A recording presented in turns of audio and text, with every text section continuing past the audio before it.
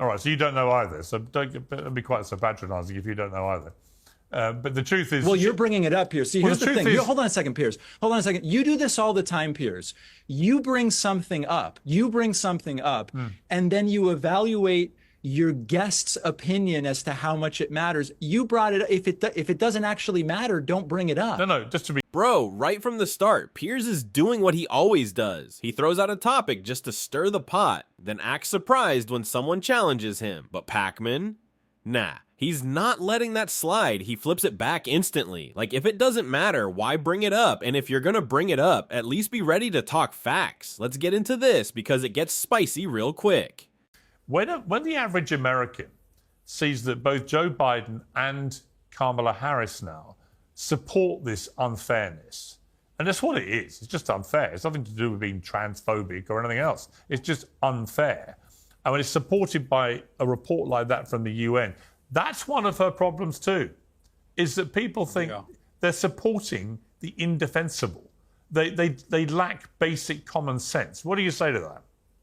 I'm struggling to think that you're taking this any more seriously than as something that might generate clicks on YouTube, Piers. Wow, you don't think that's serious? Hold on, Piers, I can't even get a sentence out. What, you don't think it's serious? Hold on a second. The vast majority of those instances in the UN report are outside the United States and have nothing to do with the president or vice president of the United States at its face. And secondly, I would challenge you to tell me the quotes that Biden or Harris have put forward wherein they have weighed in on how sports leagues should be handling these decisions. But 92% of that study is not even in the U.S. So I don't even know why you're bringing this up. What's that got to do with the principle of the principle? I'm sorry? What's that got to do with the principle? Well, the principle is you're saying Kamala Harris and Biden have come out in support of this. They do. They support policies which actively protect. They support policies that protect transgender athletes performing in women's sport. And I think that is madness. You're saying, well, because most of these things in this UN report were outside of America, it doesn't matter. It does matter. What I'm saying, it's a completely contrived issue that almost no one cares about in every single opinion poll. Wow. You see, I think that's incredibly deluded. People do care about it.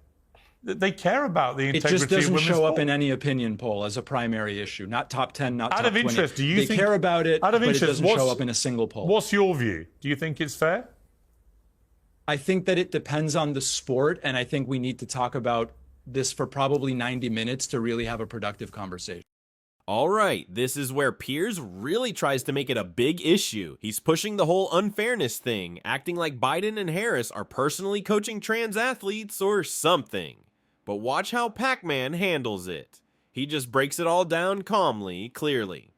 The report Piers quotes, mostly not even from the US. And the average person, they're not out here worried about this rent jobs, food prices. That's the real stuff. This whole outrage, manufactured. Let's keep watching. So when you saw the Paris Olympics and you saw 2 gold medal winners in women's boxing who actually were born with biological male chromosomes, you think that's right?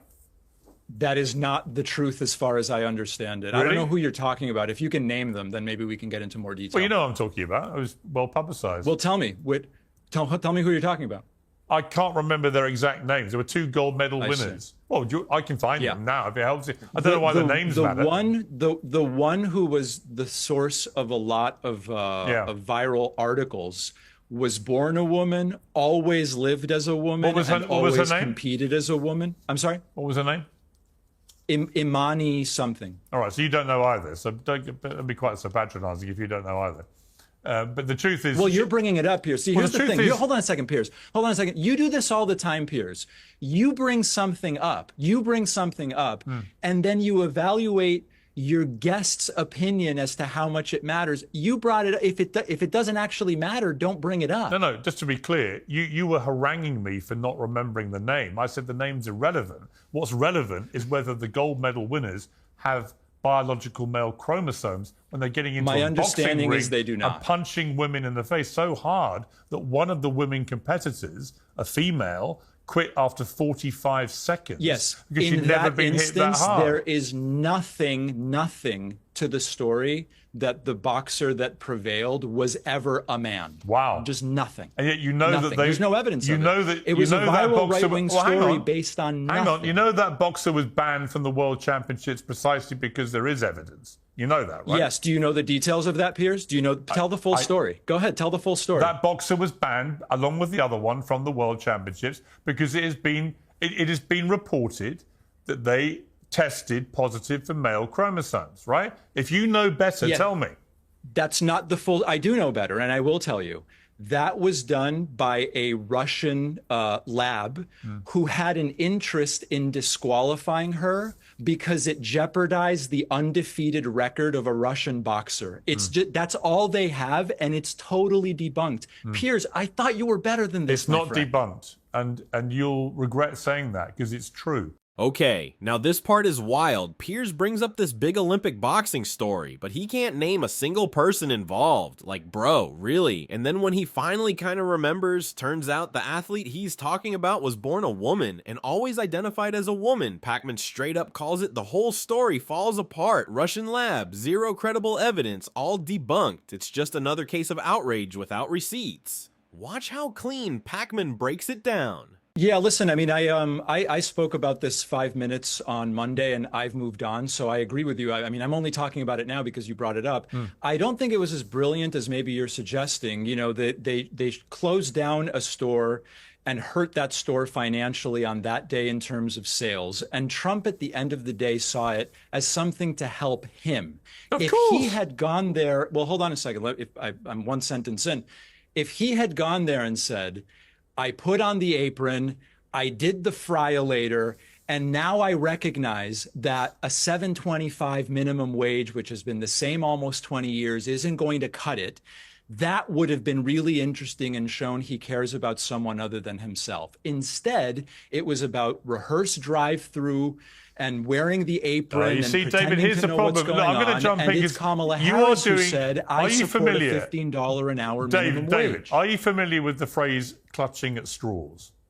I hope that. I'm sorry, you glitched. What's the phrase? Does the phrase clutching at straws cross the pond in a way that you understand? Piers, you brought this topic up. What I'm clutching at saying nothing is, other than you following saying the your only lead. way it could work would be if Trump banged on about the minimum wage. You're missing the point. I mean, let me bring in. I'll bring back Kevin here because you're a business guy. You're an entrepreneur. Just as a pure bit of political theatre, I thought he was genius, utter genius. Honestly, I did. I mean, most of this material is seen in 15, 30, 45-second visual bites. And I think for him, it worked. I mean, yeah, people are talking about the fact that Secret Service had to check out the people in the car that took the bag. But I don't think the majority of people that watch that on TikTok or Instagram give a damn. And I think these things are viral for about 30 hours. My team monitors all this stuff because we're involved in the same kind of social media for many companies. And it really worked. It got a tremendous amount of views. And so it's already burned off and we're on to the next thing. But Trump has become masterful at mastering the art of holding on to viral videos for longer than almost anybody else. And some of the things he says are outrageous, and people have known him now for close to 9 years. And if you hate him, you hate him. It just doesn't matter at this point. Alright, so now they're acting like Trump showing up at a fast food spot is some political genius move. Like, bro, he throws on an apron, hands out some fries, takes a couple TikToks, and that's supposed to mean something. If he really cared, he'd be talking about how folks are still making $7.25 an hour. But nah, it's just another stunt. And Pakman, he sees straight through it. No fluff, just facts. He keeps it real and brings it back to what actually matters. The economy, healthcare, wages, stuff that affects people every day. Not this culture war circus, but hey, that's just my take. You let me know what you think in the comments. Are people falling for this stuff, or are we all just tired of the performance?